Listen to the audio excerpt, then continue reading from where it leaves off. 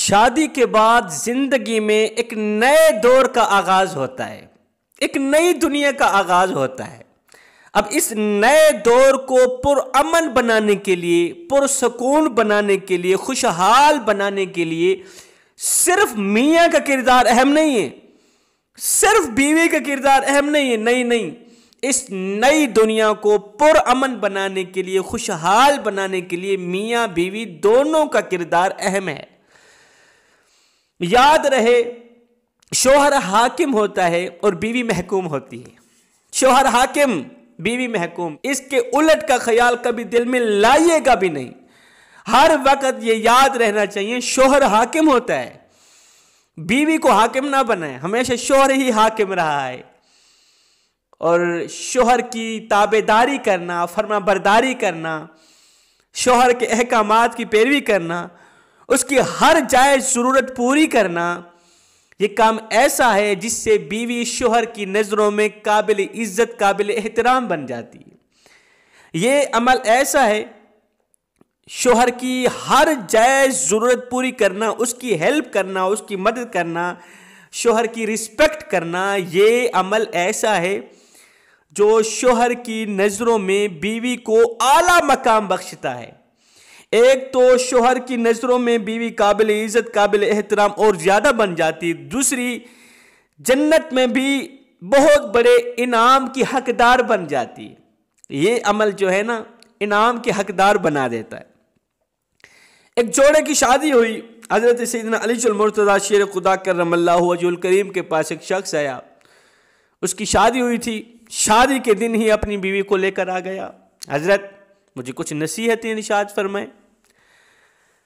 नई शादी हुई है, बीवी मेरे सामने है, ये भी आपकी बात समात कर रही है, मुझे भी कुछ नसीहतें इरशाद फरमाएं। मेरी दुल्हन को भी जिंदगी को पुरसकून बनाने के लिए, जिंदगी को पुरअमन बनाने के लिए, जिंदगी को खुशहाल बनाने के लिए हमें किन किन बातों का रखना अपने पास ज़रूरी है, किन किन चीज़ों का होना ज़रूरी है। अब हज़रत सैयदना अली मुर्तज़ा शेर खुदा करमल्लाहु वजहुल करीम उन दोनों मियाँ बीवी को नई जिंदगी सिखा रहे थे, नई जिंदगी का दर्स दे रहे थे, नसीहतें इरशाद फरमा रहे थे कि जिंदगी को पुरअमन बनाने के लिए, खुशहाल बनाने के लिए किन किन चीज़ों का होना लाजिम है, किन किन चीज़ों का होना ज़रूरी है, किन किन आमाल का होना तुम्हारी जिंदगी में लाजिम है।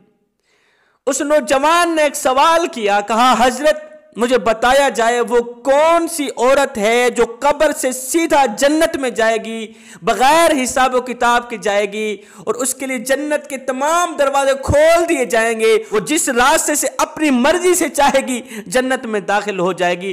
वो कौन सी औरतें हैं, किस तरह की औरतें हैं? हज़रत सैयदना अली मुर्तज़ा शेर खुदा करमल्लाहु वजहुल करीम ने फरमाया, 5 तरह की औरतें ऐसी औरतें हैं जो कब्र से सीधा जन्नत में जाएंगी और जन्नत में ऐसी औरत के लिए तमाम दरवाजे खोल दिए जाएंगे। वो जिस रास्ते से चाहेगी अपनी मर्जी से जन्नत में चली जाएगी। ऐसी औरत के ऊपर अल्लाह इतना राजी होगा, इतना राजी होगा, अल्लाह ताला फरिश्तों को हुक्म देगा, फरिश्तों जन्नत के तमाम दरवाजे खोल दो, मेरी बंदी आ रही है। हाय उस दिन, क़यामत के दिन, जब नफ्सा नफ्सी का आलम होगा, जब हर औरत हाय हाय की पुकार रही होगी। ये ऐसी औरत होगी जिसको अल्लाह ताला रहमत की निगाह से देखे, करम की निगाह से देखे। अल्लाह फरिश्तों को हुक्म देगा, फरिश्तों जन्नत के तमाम दरवाजे खोल दो, मेरी बंदी जिस दरवाजे से चाहे अपनी मर्जी से जन्नत में दाखिल हो जाए। 5 तरह की औरतें, 5 अमल अपनाने वाली।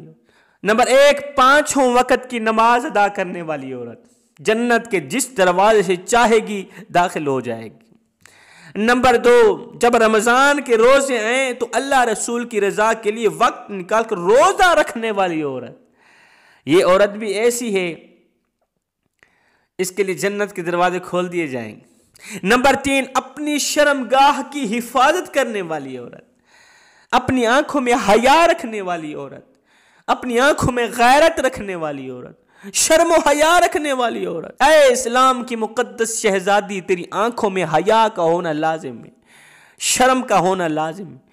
अगर तेरी आंखों में हया नहीं, गैरत नहीं, अभी तक तो तू एक अच्छी इंसान नहीं बनी, मुसलमान तरह ही दूर दिगल। फरमाया नंबर 3, शोहर की फर्मा बरदार औरत, शोहर की ताबेदारी करने वाली औरत, ये औरत भी जन्नत के जिस दरवाजे से चाहेगी दाखिल हो जाएगी। नंबर 5, शोहर की इजाजत के बगैर घर से हरगिज ना निकलने वाली औरत। ये 5 तरह की औरतें हैं, जन्नत के जिस दरवाजे से चाहेंगी दाखिल हो जाएंगी। अल्लाह फरिश्तों को हुक्म देगा, फरिश्तों ये मोमिना आ रही, ये मेरी बंदियां आ रही, इनके लिए जन्नत के तमाम दरवाजे खोल दिए जाएं।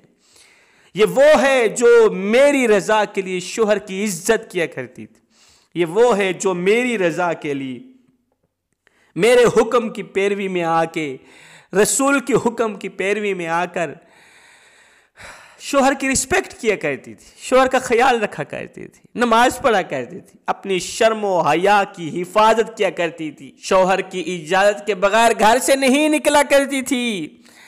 इस तरह की औरतें हैं जो बगैर हिसाब किताब में जन्नत में दाखिल हो जाएंगी। अब उस दूल्हे नौजवान ने कहा, हजरत अब ये बताएं वो कौन सी औरतें हैं जो कब्र से सीधा जहन्नम में चली जाएंगी।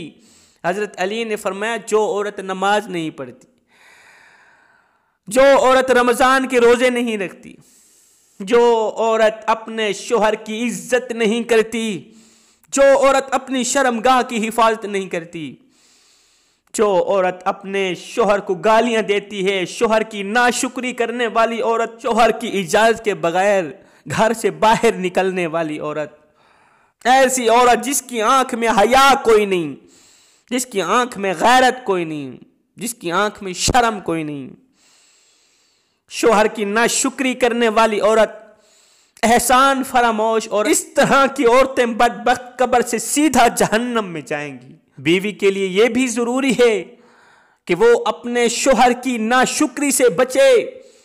नाशुक्री एक गंदी बीमारी है, ये बुरी आदत ना सिर्फ उसकी दुनियावी जिंदगी में जहर घोल देगी, ना सिर्फ उसकी दुनियावी जिंदगी को अजीरन बनाएगी, बल्कि यही बुरी आदत, नाशुक्री वाली आदत, औरत की आखिरत को भी तबाह व बर्बाद कर डालेगी। मेरे करीम नबी ने फरमाया, मेराज की रात जब मुझे जन्नत का विजिट कराया गया, मैंने जन्नत में औरतों की अक्सरियत देखी है। सहाबा, मैंने जन्नत में औरतों की अक्सरियत देखी।